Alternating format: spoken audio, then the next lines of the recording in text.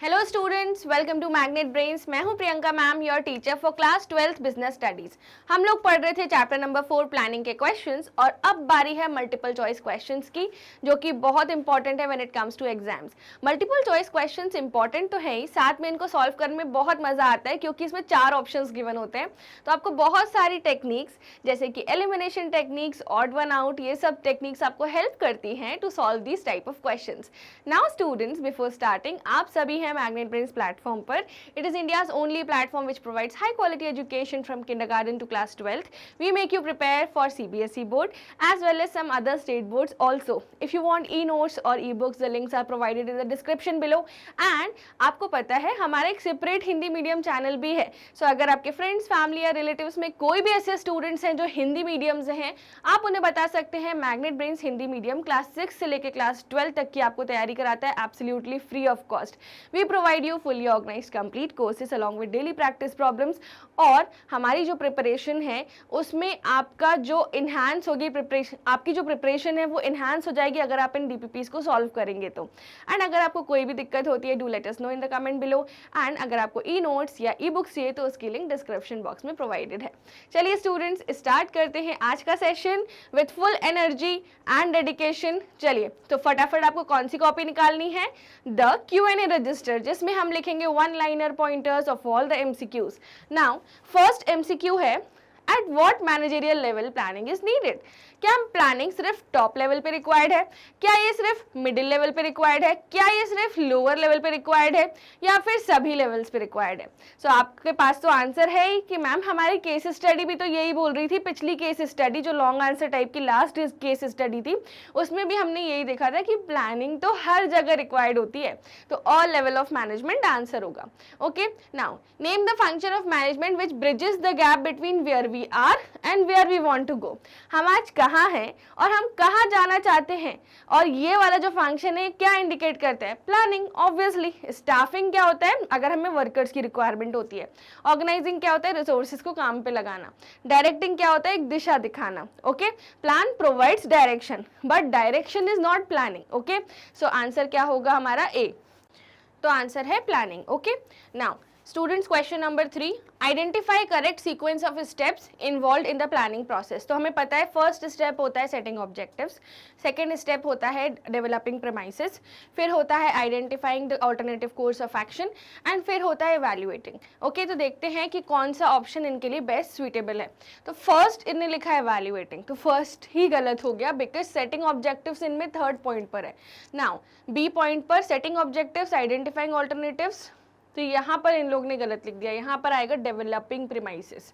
Okay, now setting objectives, developing premises, identifying alternative course of action, evaluating alternative. तो yes, पहले identification आता है, फिर इवैल्यूएटिंग आता है और इन दोनों के पहले डेवलपिंग प्रीमाइसेस आता है। Okay, now setting objectives, developing premises, identifying alternative course of action, evaluating alternative course of action. अब देखिए ऐसे क्वेश्चंस में क्या करना है। आप अगर ध्यान देंगे, option number C and option number D एकदम सेम है, एकदम सेम। ये आपकी रिफ्रेशर्स का क्वेश्चन है एंड ये वाला जो क्वेश्चन है ये रिफ्रेशर्स में ऐसा मार्क किया गया था कि ये प्रीवियस ईयर क्वेश्चन है। अब ऐसे क्वेश्चन में क्या करना है, इन दोनों में से कोई भी एक टिक कर दो एंड आपको मार्क्स मिल जाएंगे। यस स्टूडेंट्स, आपको मार्क्स मिल जाएंगे बिकॉज आप तो सही थे, है ना।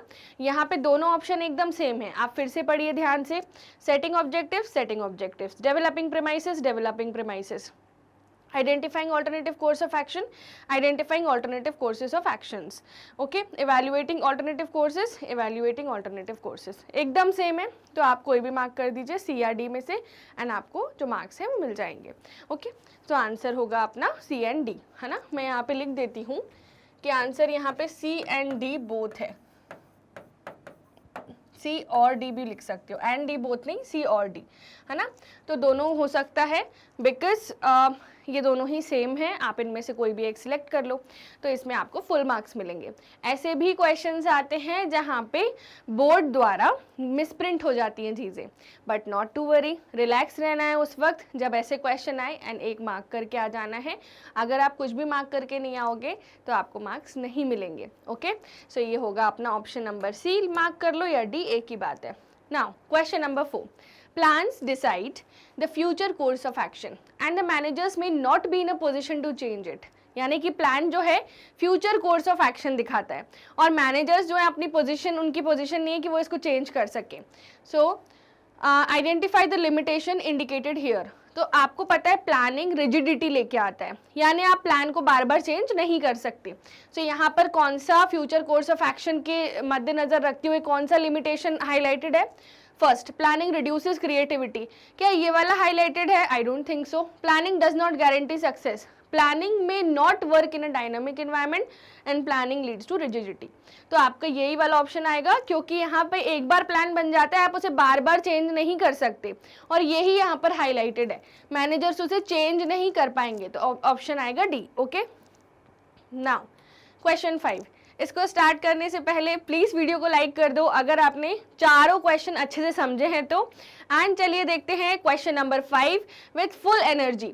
चलिए, name the step in the process of planning which is considered the real point of decision making.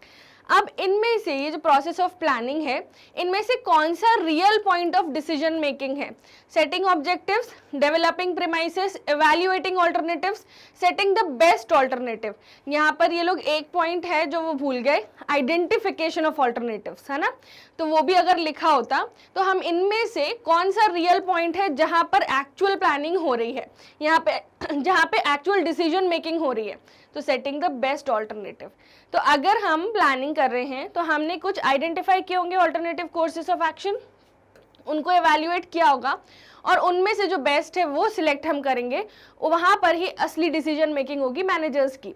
Okay students, सो ये था अपना question number 5. Now question number 6. Which activity will be a futile exercise if it is not acted upon or implemented? कौन सी activity एकदम बेकार चली जाएगी अगर हम उसे इम्प्लीमेंट ही ना करें? ओके, सो कौन सी एक्टिविटी है? प्लानिंग. आपने प्लान बनाया और आप उसे फॉलो ही नहीं कर रहे, तो क्या मतलब इतना टाइम एंड कॉस्ट बर्बाद करने का? So this is what is asked by question number 6.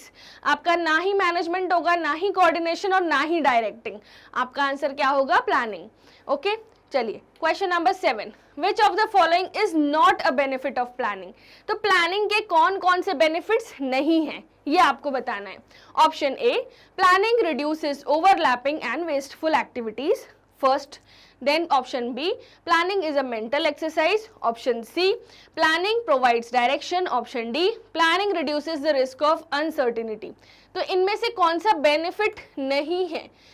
कौन सा बेनिफिट नहीं है? Planning is a mental exercise. ठीक है, प्लानिंग एक मेंटल एक्सरसाइज है, ये बेनिफिट नहीं है, ये बस प्लानिंग का फीचर एक्सप्लेन किया गया है. जैसे प्लानिंग इज ऑल परवेसिव, जैसे प्लानिंग इज फ्यूचरिस्टिक. ठीक है, और क्या क्या बेनिफिट्स हैं? ओवरलैपिंग नहीं होती, डायरेक्शन देता है, प्लानिंग अनसर्टेनिटी की रिस्क को रिड्यूस करता है. ये बेनिफिट्स हैं और ये एक जनरल स्टेटमेंट है. ओके, चलिए next question number 8. Rahim wanted to start a stationery app to help the students of school and college to provide stationery to them. He felt that students were not able to get the needed stationery easily, hence wanted to provide stationery directly to the students in the school. तो रहीम जो है उसको एक stationery की app start करनी थी जिससे वो स्कूल के बच्चों को और कॉलेज के बच्चों को प्रोवाइड कर सके स्टेशनरी. ओके, उसने देखा कि स्टूडेंट्स जो हैं उनको सही स्टेशनरी नहीं मिल पाती इजीली और वो उनको डायरेक्टली स्टेशनरी प्रोवाइड करना चाहता था स्कूल में ही. He listed out various ways of setting up his business and finally selected the best way to set up this business by developing an app. Suggest what should be the next step for him. है ना, उसने अपना जो major objective है, उसका objective क्या था? स्कूली बच्चों को उसको स्टेशनरी पहुंचानी है, नीडेड स्टेशनरी जो उनको नहीं मिल रही है. हो सकता है कोई ऐसी स्टेशनरी हो जो उनकी लोकेलिटी में नहीं मिलती हो, तो उसने उसके लिए एप्लीकेशन बनाई ताकि स्टूडेंट्स खुद ऑर्डर प्लेस कर सकें. नाउ उसके लिए अगला स्टेप क्या होना चाहिए वो आपको बताना है. सो अगला स्टेप होगा इम्प्लीमेंटेशन ऑफ द प्लान, है ना. Developing premises, course of action, follow up action बाद में होता है. एक्चुअली में जो उसने ऑब्जेक्टिव देखा, अब उसको ऐप उसने बना दी, अब एक्चुअल में उसको सेल्स करके दिखाना होगा. Implementing the plan. Okay, follow up action सबसे लास्ट में होता है. Now this was question number 8. Now Rahul sales executive of Mankind Pharma limited. तो राहुल कौन है? मैनकाइंड फार्मा लिमिटेड का सेल्स एग्जीक्यूटिव है. put forth the idea of using artificial intelligence in the marketing of its product which will help in saving time, cost, energy for both ends. तो उसने बोला क्यों ना आप मार्केटिंग में AI को लेके आ जाओ जिससे टाइम, कॉस्ट और एनर्जी सब बच जाएगा. Now the marketing manager appreciated him but suggested to continue with the already developed marketing strategy. तो marketing manager ने बोला वाओ राहुल आप तो बहुत अच्छा आइडिया लेके आए हो, मैं आपसे बहुत इम्प्रेस हूँ, प्राउड ऑफ यू. बट उसको ये भी बोला अभी इस प्लान को थोड़ा होल्ड पे रखते हैं एंड अभी जो अपन पुराना मार्केटिंग प्लान यूज कर रहे थे अभी उस पर स्टिक रहते हैं. फिर उसके बाद which limitation of planning is reflected in the above case, यानी मैनेजर ने राहुल को रोका कि न्यू टेक्निक जो AI आया आर्टिफिशियल इंटेलिजेंस है अभी उसको यूज मत करो एंड पुराने प्लान पे स्टिक रहो. तो यहाँ पे कौन सी लिमिटेशन हाईलाइट है? That planning is time consuming, planning reduces creativity, planning leads to rigidity, planning does not guarantee success. तो प्लानिंग लीड्स टू रिजिडिटी. एक बार प्लान बन जाता है ना आप उसमें बार बार चेंजेस नहीं कर सकते. मार्केटिंग की स्ट्रेटेजी पहले ही बन चुकी है, अब उसमें आप चेंज करोगे, उसको AI बेस्ड ले आओगे, पूरी टीम को फिर से AI वाला जो काम है वो सिखाओगे जो राहुल को आता है, तो दैट इज टाइम कंज्यूमिंग और मैनेजर अभी वो अफोर्ड नहीं कर सकता था. ओके, सो आंसर क्या होगा? सी. अब इस क्वेश्चन में मैं एक बात बताना चाहती हूँ, जैसे ही स्टूडेंट्स आप लोग पढ़ते हो the marketing manager appreciated him और आप पढ़ोगे put for the idea of using artificial intelligence in the marketing, तो आप बोलोगे मैम वाओ राहुल तो बहुत क्रिएटिव है, तो प्लानिंग रिड्यूसेस क्रिएटिविटी वाला ऑप्शन क्यों नहीं आएगा? आप ये देखिए यहाँ पे मैनेजर ने पुराना प्लान हटाने की बात नहीं करी, उनने बोला पुराना प्लान ही फॉलो करो, AI फॉलो नहीं करना है अभी. मतलब वो रिजिड हो गए ना, यहाँ पर क्रिएटिविटी नहीं आ रही है. यहाँ पर ये बात बोली गई है कि मैनेजर ने उसको अलाउ नहीं किया न्यू प्लान यूज करने के लिए. ओके, क्योंकि वो पुराने प्लान को चेंज नहीं करना चाहते. So this particular aspect is more related to rigidity than creativity. Okay, तो क्रिएटिविटी यहाँ इसलिए नहीं बोलेंगे क्योंकि वहाँ पर्सनलाइज्ड एप्लीकेशन नहीं है, फर्स्ट थिंग. दूसरा, यहाँ पे चेंजेस नहीं दिख रहे हैं, ठीक है, और यहाँ पर जो चेंज करने के लिए बोल रहा था उसको रोका जा रहा था, तो रोका जा रहा मतलब rigidity. Okay, so ये था अपना question number 9. Now let's move to question number 10. Now students, for the following two statements choose the correct option. Statement 1, planning is pervasive. Statement 2, planning reduces creativity as it is usually made by top management and the rest of the members just implement this plan. So यहाँ पे बोला गया आपसे planning is pervasive, यानी planning हर department, all levels, whole organization सब पर applicable होती है. ठीक है, planning reduces creativity as it is usually made by top level management and the rest of the members just implement the plan. तो यहाँ पर आप बताइए स्टेटमेंट 1 और स्टेटमेंट 2 दोनों सही हैं क्या? हाँ सही हैं. तो statement 1 is correct and statement 2 is wrong. Statement 1 is correct and statement 2 is correct and 1 is wrong. Both statement are correct, both statement are incorrect. So answer होगा both statement are correct. दोनों ही statement में सही बात लिखी है. अगर यहाँ पे बोलते ना प्लानिंग रिड्यूसेस क्रिएटिविटी की जगह बोलते प्लानिंग इंक्रीजेस क्रिएटिविटी, तो ये गलत हो जाता. एक क्वेश्चन में ऐसा आया था. ओके, तो ध्यान से पढ़ा करो स्टूडेंट्स की यहाँ पे रिड्यूसेस लिखा है या इंक्रीजिंग लिखा है. ओके, यहाँ पे आपको ट्रिक करते हैं. तो ऐसे क्वेश्चन अगर आपने अपनी रिफ्रेशर में देखा है, क्योंकि मैंने तो देखा है, do let me know in the comment section अभी के अभी. ओके, चलिए प्रोसीड करते हैं to question 11. Which of the following is the example of objective? Objective का example आपको बताना है यहाँ पर. तो raising sales up to 5,000 crore, giving employment to 1,000 people, raising income by 3%. तो objective ये सारे हो सकते हैं, depends on organization to organization, वो क्या objective अपने लिए set करना चाहती हैं. So ये हो गया question 11.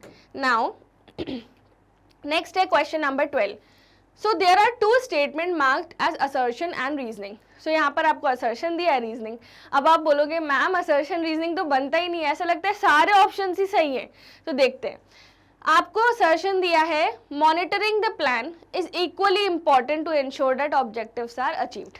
यानी आपने प्लान बनाया, उसको आप प्रॉपर मॉनिटरिंग करो, वो बिल्कुल इंपॉर्टेंट है, क्योंकि वही आपको बताता है कि ऑब्जेक्टिव्स जो आपने सेट किए थे वो अचीव हुए या नहीं हुए। नाउ रीजन उसका दिया है, to see whether the plans are being implemented and activities are performed according to the schedule is also the part of planning process. तो क्या असर्शन, यानी जो असर्शन दिया है, स्टेटमेंट दिया है ऊपर, क्या रीजन उसका सही है, और अगर सही नहीं है तो क्या एक्चुअल में रीजन होना चाहिए। चलिए देखते हैं। तो इन क्वेश्चंस में यूजुअली 4 ऑप्शन दिए जाते हैं।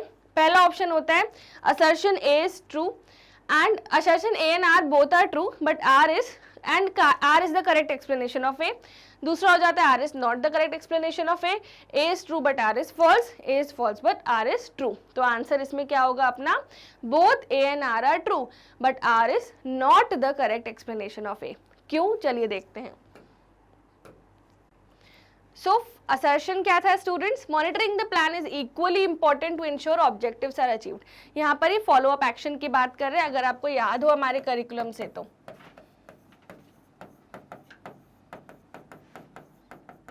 नाउ नेक्स्टली रीजन इसका क्या है, to see whether plans are being implemented and activities are performed according to the schedule is also the part of planning process. अब आपको गलती समझ आ गई होगी कि क्यों असर्शन का ये सही रीजन नहीं है, प्लानिंग प्रोसेस वर्ड से। So to see whether the plans are being implemented and activities are performed according to the schedule लिख दिया इन लोग ने, ठीक है। फर्स्ट गलती यहाँ पर है शेड्यूल, आप प्लान को शेड्यूल नहीं बोल सकते, यहाँ पर आएगा प्लान,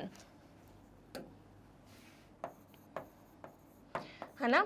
और दूसरा बोला है to see whether the plans are being implemented and activities are performed according to the plan, ठीक है। तो ये कौन सा फंक्शन है, कंट्रोलिंग फंक्शन की डेफिनेशन है, ना कि प्लानिंग प्रोसेस का एक्चुअल जो मॉनिटरिंग द प्लान है उसका रीजन है, ठीक है। बात वो लोग सेम कर रहे हैं, जो ऊपर बात करी गई है वही रीजन में बात करी गई है, एंड एक्चुअली असर्शन का रीजन नहीं दिया, असर्शन को दूसरी भाषा में फिर से लिख दिया गया है। सो R is not the correct explanation of A। समझ में आया स्टूडेंट्स। सो अब आपको क्लियर हो गया होगा कि ये जो अपना ऑप्शन है बी, ये क्यों आया था, एंड आपको ये भी क्लियर हो गया होगा कि आर क्यों असर्शन का सही एक्सप्लेनेशन नहीं है, क्योंकि फर्स्ट गलती शेड्यूल बोल दिया, दूसरी गलती प्लानिंग प्रोसेस बोल दिया, तीसरी गलती इसको सेम टू सेम दूसरी भाषा में लिख दिया।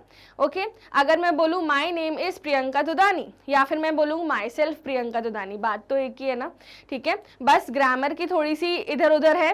Same goes here, monitoring the plan is equally important to ensure objectives are achieve. अगर आप प्लान को मॉनिटर करते हो तो उससे पता चल जाता है कि प्लान अचीव हुआ या नहीं, और नीचे क्या लिखा, अगर आप ये देखते हो कि प्लान इंप्लीमेंट हुआ या नहीं, एक्टिविटी सही से परफॉर्म नहीं हो रही, तो इसको भी मॉनिटरिंग ही लिख देते, इन दोनों लाइंस को भी क्या आ जाता। तो सेम बात लिखी है, रीजन नहीं दिया है और ऊपर से शेड्यूल बोल दिया, ऊपर से प्लानिंग प्रोसेस बोल दिया। चलो प्लानिंग प्रोसेस में फॉलो अप एक्शन मान लेते हैं, आप एक्सप्लेन कर रहे हो, बट शेड्यूल और सेम बात लिख दी है, it is not a reason. So ऐसे क्वेश्चंस बहुत ट्रिकी होते हैं when it comes to assertion and reasoning.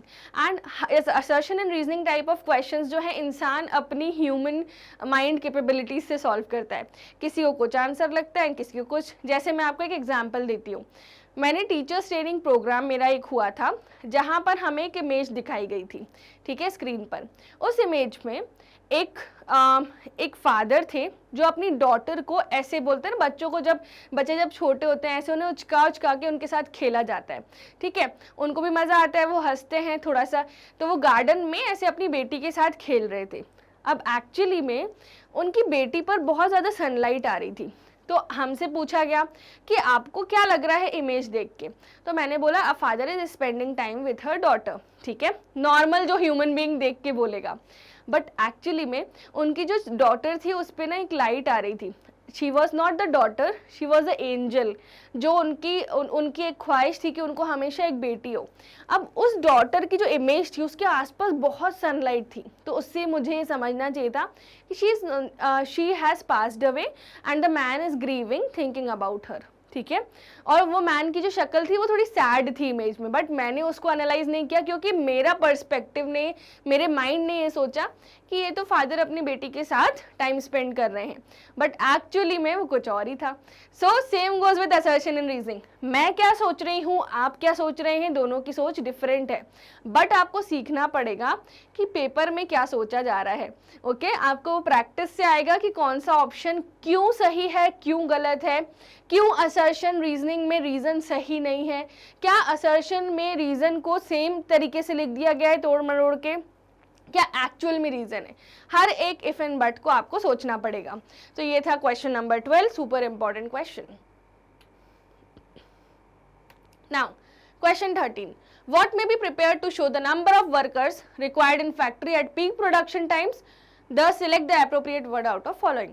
तो इनमें से आपको कौन सा चीज आपको प्रिपेयर करनी पड़ेगी ये शो करने के लिए कि number of workers required in the factory at peak production times, यानी कि फैक्ट्री का जब सबसे ज़्यादा प्रोडक्शन का टाइम होता है तब कितने वर्कर्स की ज़रूरत होती है, उसके लिए आपको क्या बनाना पड़ेगा, ऑब्जेक्टिव, प्रोग्राम, बजट या पॉलिसी। तो आपको बनानी पड़ेगी बजट, है ना, कितने वर्कर्स हैं, कितना रिसोर्सेज लगेंगे, आपको उसका बजट बनाना पड़ेगा प्रॉपर, क्योंकि बजट जो है उसमें आप अमाउंट एलोकेट करोगे वही तो लेबर की कॉस्ट होगी, राइट। तो सेम गोज हियर, तो आंसर होगा budget. Now next question number 14, there are two statements marked as assertion and reasoning, read the statements and answer the four options कि कौन सा 4 में से 1 सही है। now assertion है middle management and other decision makers are neither allowed to deviate from the plan nor they are permitted to act on their own। अब यहाँ पर उन्होंने बोला middle management and other decision makers, तो other decision makers में they have included top level and lower level, और middle level उन्होंने यहीं पर इंक्लूड कर दिया है। उन्होंने बोला neither allowed to deviate from the plan nor they are permitted to act on their own, ठीक है। अब यहाँ पे उन्होंने बोला nor they are permitted to act on their own, ठीक है, इस लाइन पे भी ध्यान रखना। Reason, planning in a way reduces creativity since people tend to think along the same lines as others। Planning से क्रिएटिविटी रिड्यूस होती है, और क्यों क्रिएटिविटी रिड्यूस हो रही है, क्योंकि people tend to think along the same lines as others, क्योंकि लोग जो हैं एक ही डायरेक्शन में काम करते हैं, उनका दिमाग चलना बंद हो जाता है। So assertion and reasoning both I have told explain you both. Now आप मुझे बताइए क्या असर्शन का ये सही रीजन है, क्या असर्शन ट्रू है और रीजन दोनों ट्रू हैं। अब देखते हैं आंसर क्या है इसका। सो इसका आंसर है both assertion and reasoning are true but R is the correct explanation of A and R is the correct explanation of A. तो यानी उन्होंने बोला ये दोनों ही सही हैं और आर जो है करेक्ट एक्सप्लेनेशन है। देखिए कैसे सही है, यहाँ से यहाँ तक वो बोल रहे हैं कि सब लेवल ऑफ मैनेजमेंट पर प्लानिंग होती है, ठीक है, इतनी बात तो आप समझ गए। अब उनने बोला neither allowed to deviate from the plan, मतलब ये रिजिडिटी को इंडिकेट कर रहा है। Next line, nor they are permitted to act on their own, मतलब ये लोग अपनी क्रिएटिविटी नहीं दिखा पा रहे हैं।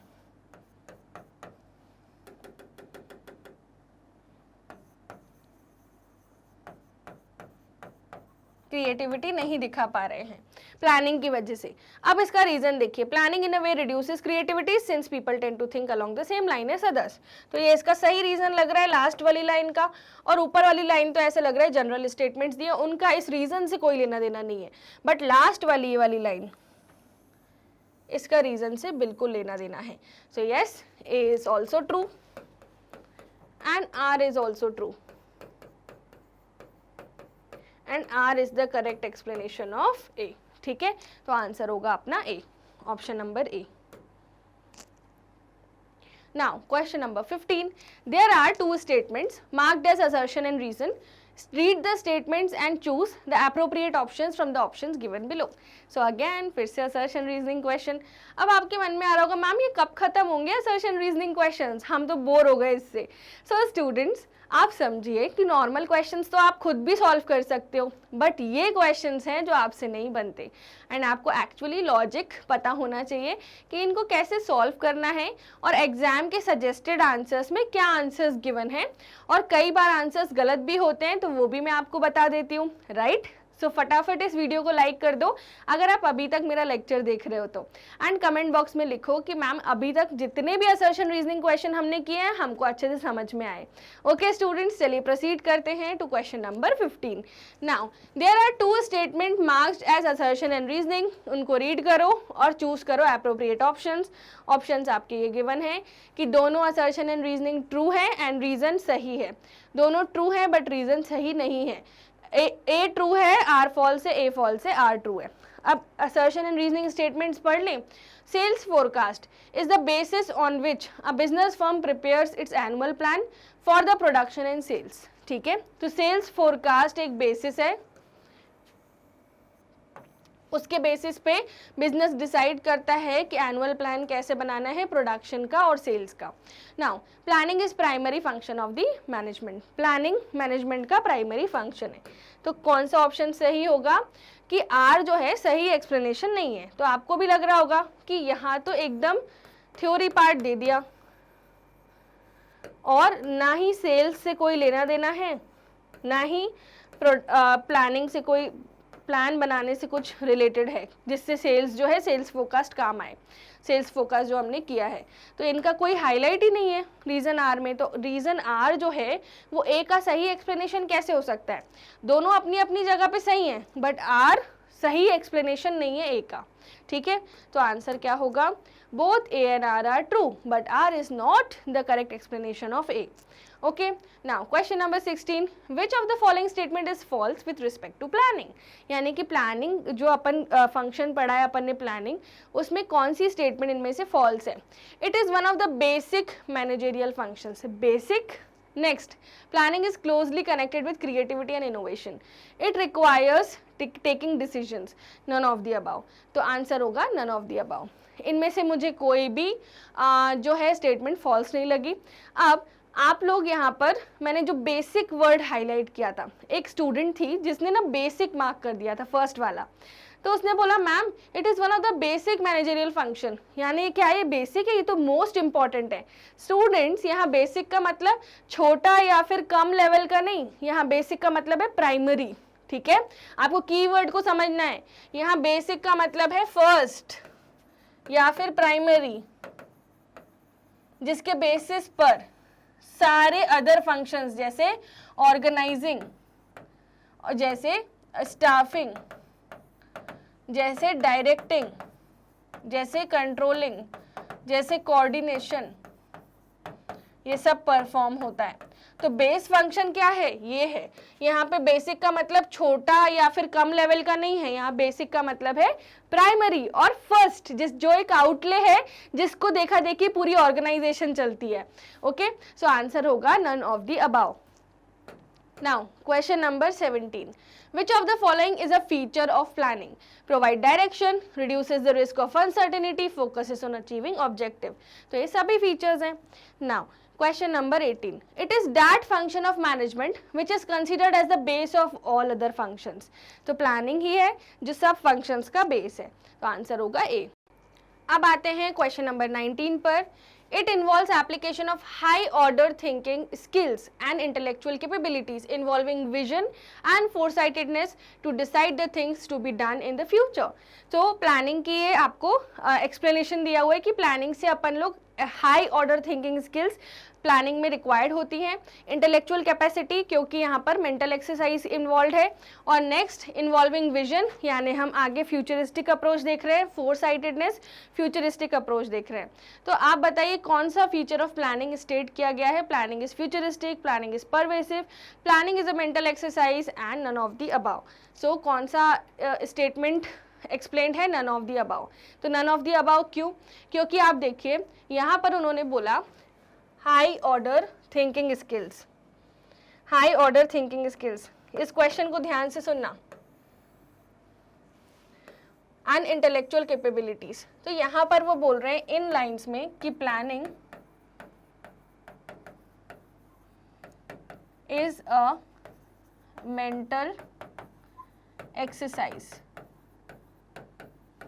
ठीक है, now next involves vision and foresightedness to decide things to be done in the future। यहाँ पे वो बोल रहे हैं planning is futuristic,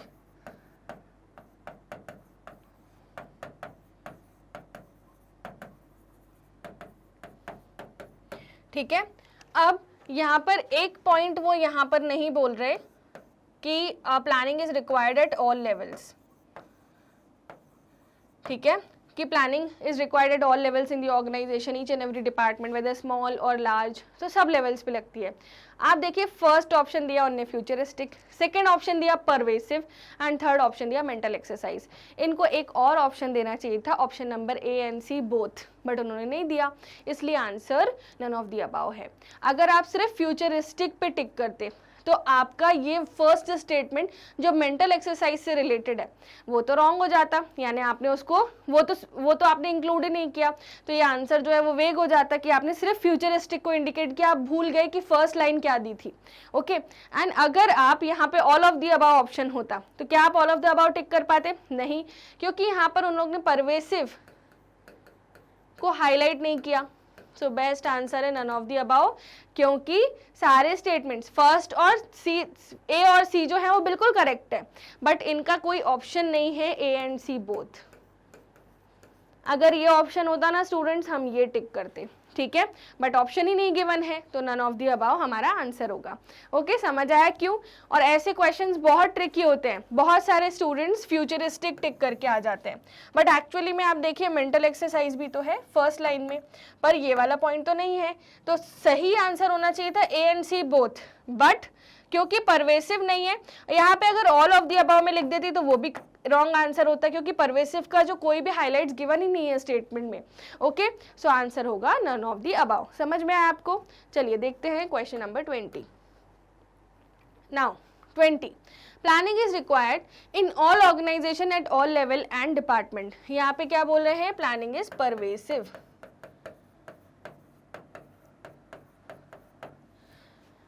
dash feature of planning is stated in the above statement. तो कौन सा फीचर स्टेटेड है? Planning is pervasive.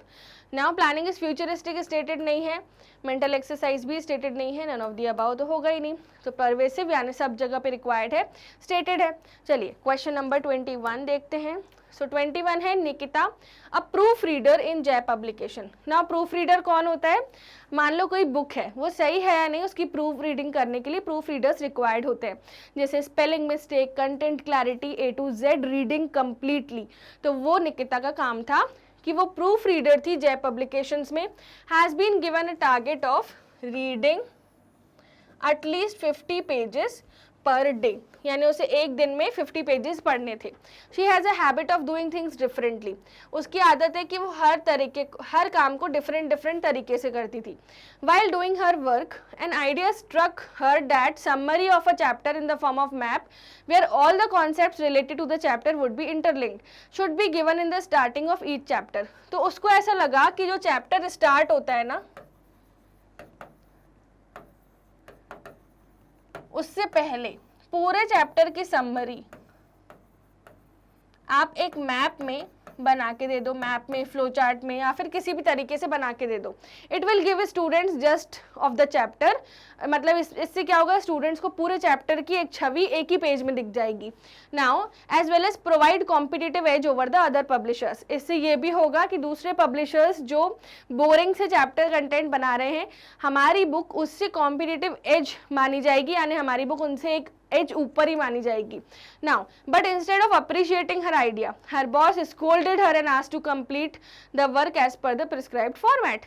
उसने ये सजेशन दिया अपने बॉस को, बॉस ने बोला अपना दिमाग अपने पास रखो एंड फटाफट 50 पेजेस पर डे का टारगेट कंप्लीट करो। There is no need to insert anything at this point, फटाफट काम खत्म करो प्रूफ रीडिंग का। So out of the following identify the limitations of planning stated in the above paragraph. तो limitation क्या है? प्लानिंग रिड्यूसेस क्रिएटिविटी, है ना। यहाँ पर वो क्रिएटिविटी दिखा रही थी, है ना, वो चाहती थी कि हर जो पेज है उसके, हर जो चैप्टर है उसके पहले एक पूरे चैप्टर का आउटलाइन लग जाए, तो स्टूडेंट्स को उससे एक पूरा इंसाइट मिलेगा और कॉम्पिटिटर से ये लोग आगे होंगे, जो कि बहुत अच्छा आइडिया था। अगर इम्प्लीमेंट होता तो प्रूफ रीडिंग उसकी साथ साथ चलती रहती है, हर चैप्टर की समरी बनती रहती, टाइम पे वर्क भी कंप्लीट हो जाता। बट उनके बॉस को वो आइडिया अच्छा नहीं लगा, क्योंकि वो चाहते थे काम जो है वो टाइम पर कंप्लीट हो, और उन्हें लग रहा था कि वो मैप बनाना बहुत टाइम कंज्यूमिंग होगा। Okay, so planning reduces creativity. अब आप बोलोगे मैम ऐसा ही एक पहले भी क्वेश्चन आया, तब तो आपने बोला था रिजिडिटी आंसर होगा, अगर हम प्लान में कुछ भी चीज़ें चेंज नहीं करते तो उसको बोलते हैं रिजिडिटी। आपने यहाँ पे रिजिडिटी क्यों नहीं मार्क किया? आप स्टूडेंट्स खुद देखिए, क्या यहाँ पे रिजिडिटी ऑप्शन है? तो best suitable answer reduces creativity है। अगर यहाँ रिजिडिटी ऑप्शन होता तो मैं रिजिडिटी पे टिक करती, क्योंकि वो ही इकलौता ये ऑप्शन होता है जो बताता है कि प्लान में कोई भी चेंजेस आपको नहीं करने। बट यहाँ पे आपको ट्रिकी क्वेश्चन है, आपसे बोला गया प्लानिंग रिड्यूसेस क्रिएटिविटी, तो यस आपको ये टिक करना होगा। Planning involves huge cost, no. Is a time consuming process, no. Does not work in a dynamic environment, no. तो ये भी नहीं हो सकता, बी सी डी ऑप्शंस नहीं हो सकते। आंसर है A, planning reduces creativity. Now question number 22, Relo Limited wants to increase their market shares by 4.5% in next 2 years. ये क्या है? ऑब्जेक्टिव।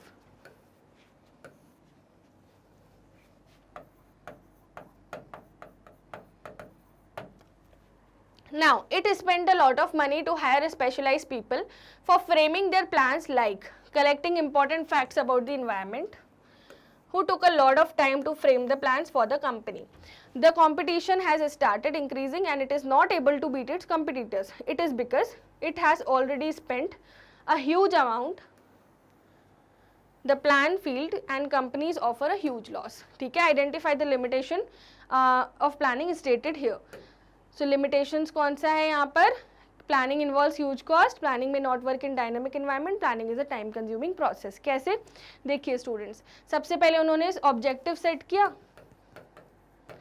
फिर उन्होंने बोला कि हम बहुत सारे पैसे खर्च कर रहे हैं ऐसे लोगों को हायर करने में जो स्पेशलाइज पीपल हैं, जो प्लान बनाएंगे और इन्वायरमेंट से फैक्ट्स को कलेक्ट करेंगे।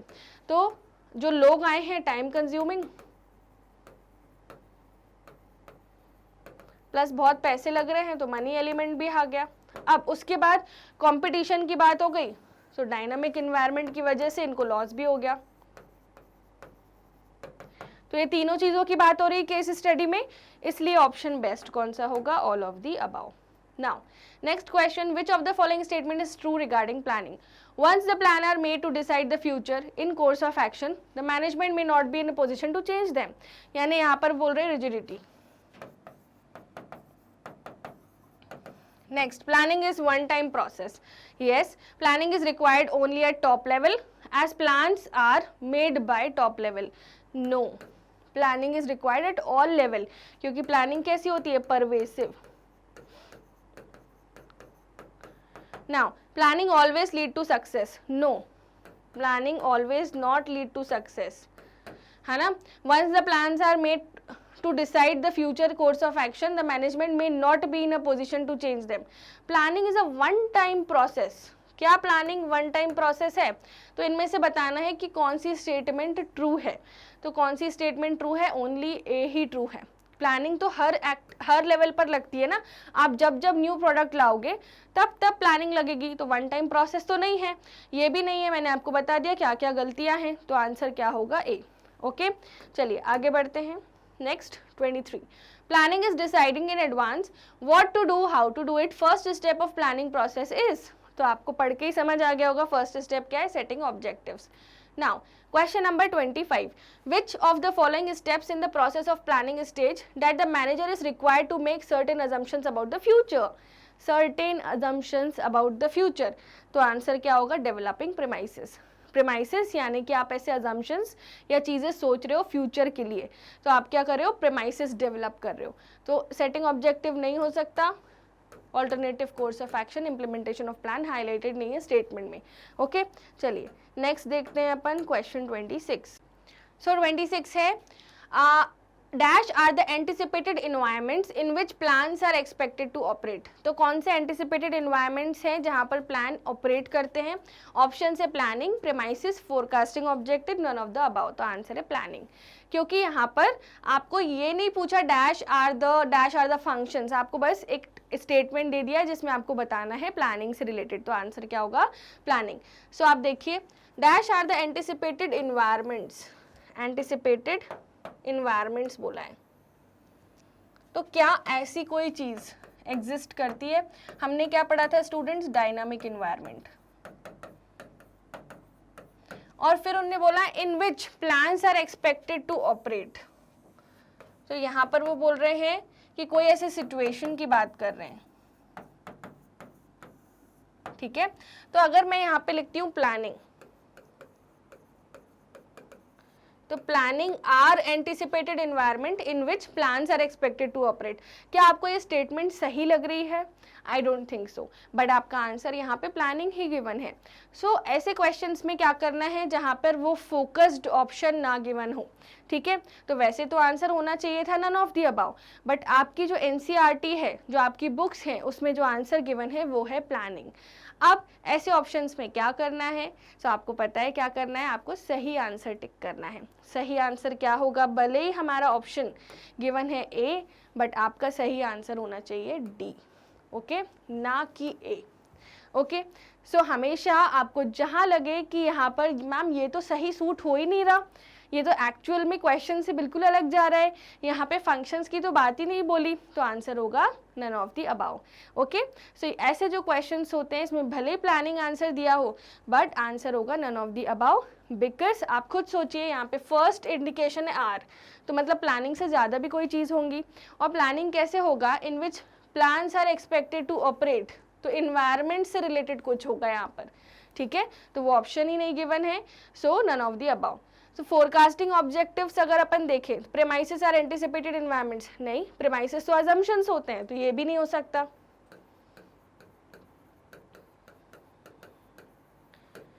फिर फोरकास्टिंग ऑब्जेक्टिव्स, तो ये तो फ्यूचरिस्टिक हो गया, फ्यूचरिस्टिक आर, नो, ये भी नहीं हो सकता, है ना स्टूडेंट्स। तो आप समझ पा रहे हो कहाँ पे गलती है?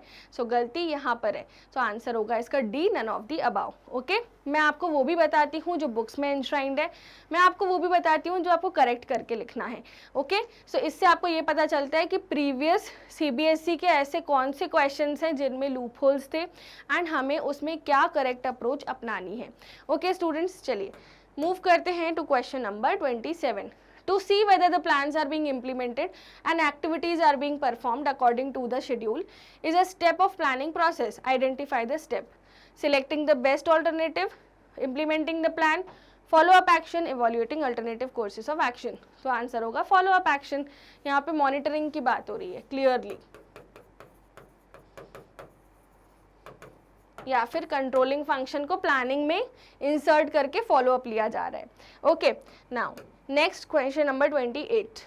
Dash step is a process of planning is considered as a real point of decision making। तो real point of decision making क्या है? real point है selecting an alternative, है ना।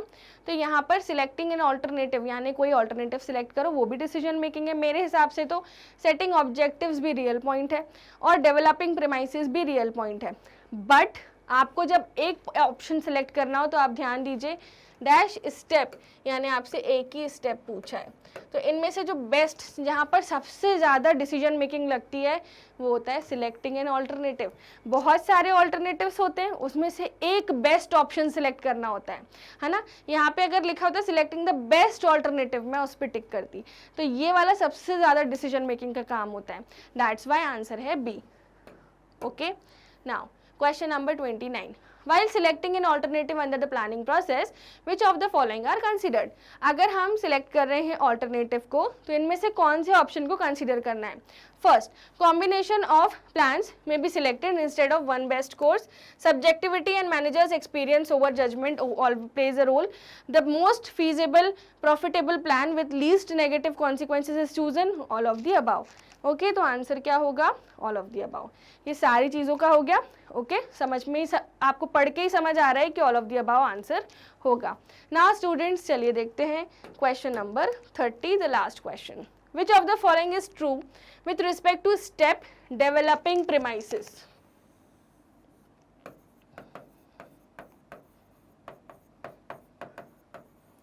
Under the planning process, so base material for assumption can be put in the form of forecast, existing plan or any past information about policies. Only a few managers are required to be familiar with the use and same assumption, as the need is not necessarily be same for all of the above. So answer में आपको कैसे टिक करना है, आप देखिए question में क्या पूछा है, इनमें से कौन सा ट्रू है प्रेमाइसिस को डेवलप करने से रिलेटेड। सो आंसर होगा इसका base material for assumption can be put in the form of forecast, and existing plans और any post information about the policies. तो ये जो बेस मटेरियल है अजम्पशंस का, ये हेल्प करेगा प्रीमाइसेस को डेवलप करने के लिए, ना कि फ्यू मैनेजर्स रिक्वायर्ड हो या फिर all the need not necessarily same for all. तो ये दोनों वेग स्टेटमेंट्स हैं। बेस्ट स्टेटमेंट क्या है? ऑप्शन नंबर ए। ओके स्टूडेंट्स, ना ये था अपना क्वेश्चन नंबर 30। आई होप आपको पूरा सेशन अच्छे से समझ में आया। ये सेशन सुपर इंपॉर्टेंट था, यहाँ हमने मोस्ट ट्रिकी क्वेश्चंस को डील किया। अब बारी है अगले सेशन की, बट जाने से पहले आप सभी हैं मैग्नेट ब्रेन्स प्लेटफॉर्म पर। सो स्टूडेंट्स, मैग्नेट ब्रेन्स आपको प्रोवाइड करता है high quality education from kindergarten to class 12th in English medium and class 6 to class 12th in Hindi medium. We make you prepare for CBSE board as well as all these state boards. हम आपको exam time पे crash courses भी provide करते हैं। अगर आपको e notes या e books चाहिए तो उसकी लिंक डिस्क्रिप्शन बॉक्स में गिवन है। हमारी ऐप, वेबसाइट और यूट्यूब चैनल पर आपको मिल जाएंगे fully organised complete courses along with daily practice problems. और अगर इस चैनल को सब्सक्राइब नहीं किया तो फटाफट सब्सक्राइब करिए। हमारे अदर सोशल मीडिया हैंडल्स भी हैं जहाँ पर आप जाकर हमें फॉलो कर सकते हैं। Thank you so much, see you in the next session super soon.